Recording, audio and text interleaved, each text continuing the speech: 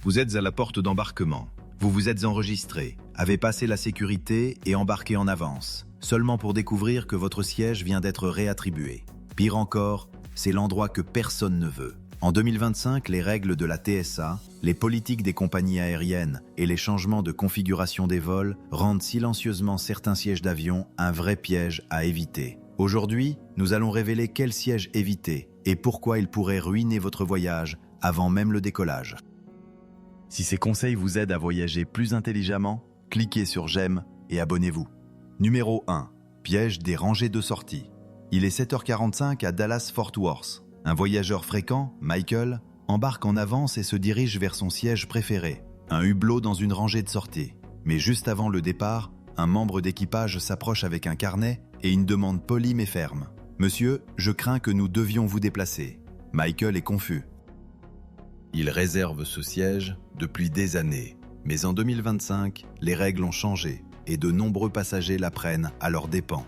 Les sièges des rangées de sortie, autrefois choisis pour l'espace supplémentaire pour les jambes, sont devenus un véritable champ de bataille discret entre les nouvelles politiques de coordination de la TSA, les responsabilités légales des compagnies et les réévaluations de dernière minute à l'embarquement. Voici ce qui se passe. Les compagnies appliquent maintenant de manière plus stricte l'exigence selon laquelle toute personne assise dans une rangée de sortie doit répondre à des critères précis. Cela inclut capacité physique, maîtrise de l'anglais, absence de problèmes de mobilité et aucun mineur ou senior nécessitant une assistance supplémentaire. Mais il y a un nouveau twist.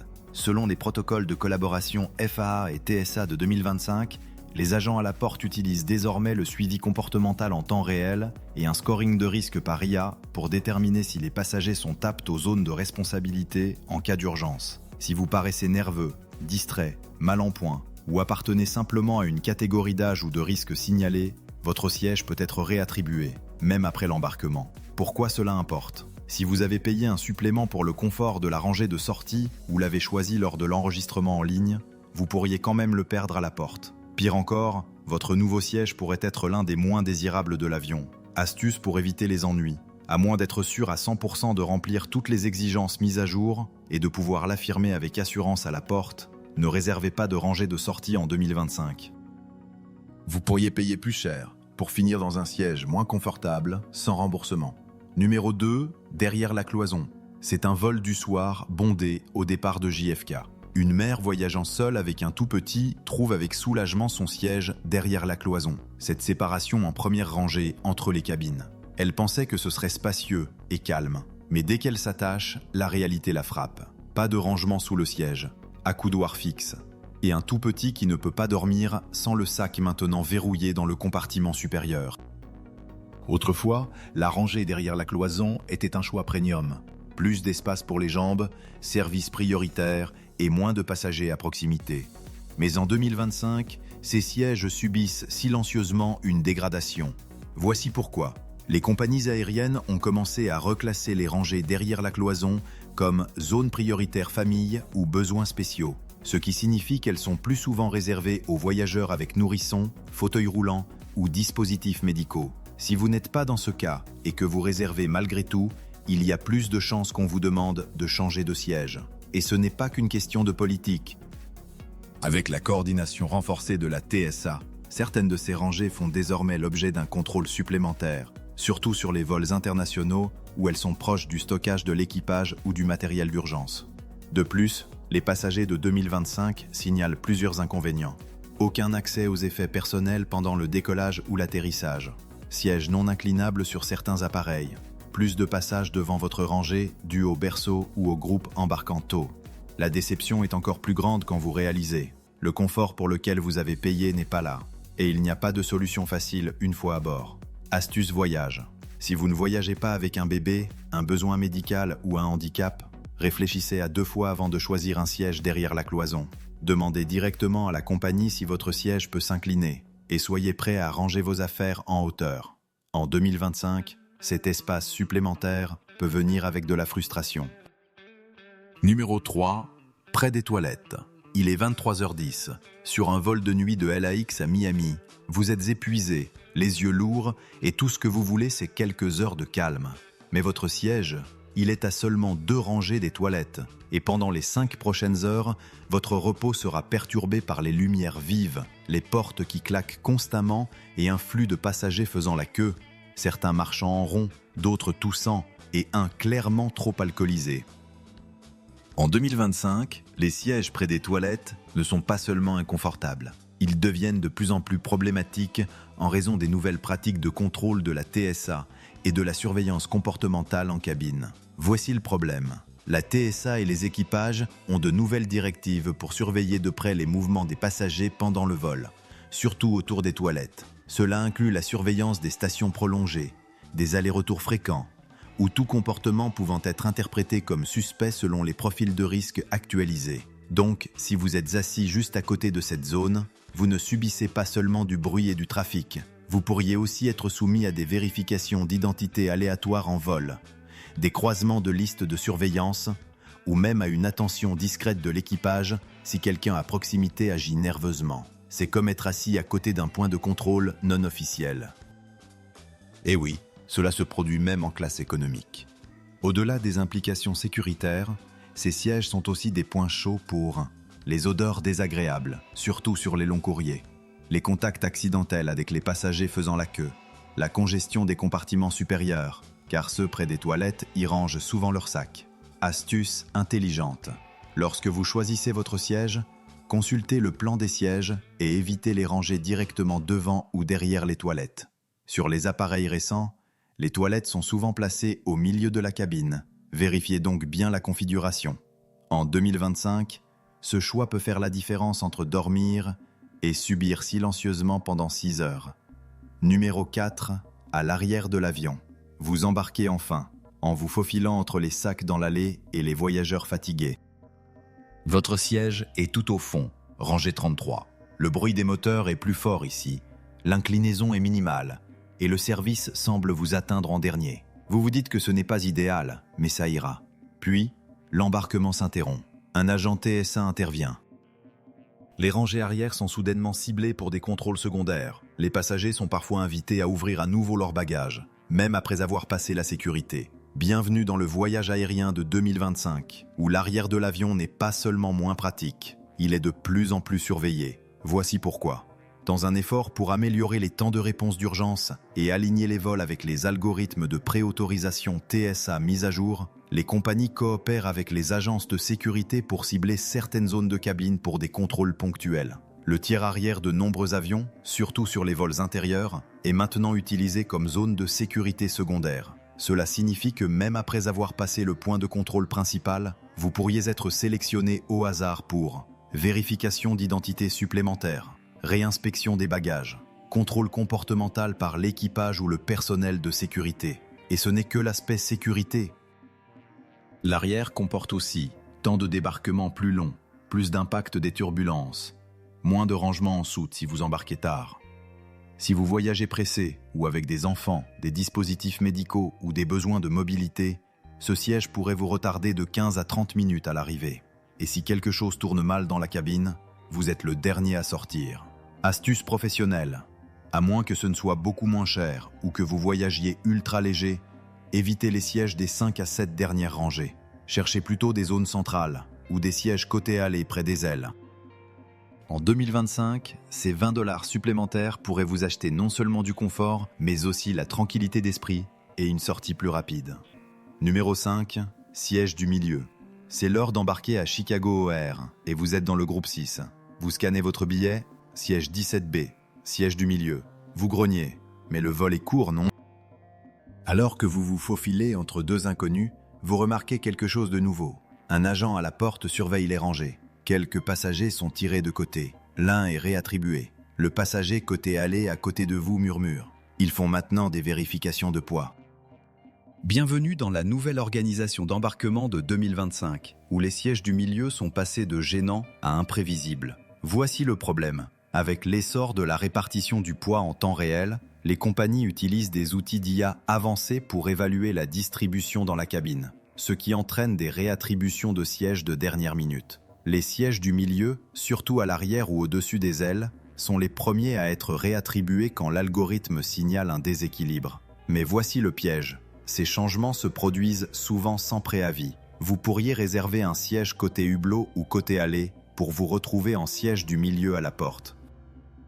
Pire encore, vous pourriez vous retrouver entre une famille qui ne voulait pas de voisins supplémentaires. Et le stress ne s'arrête pas là.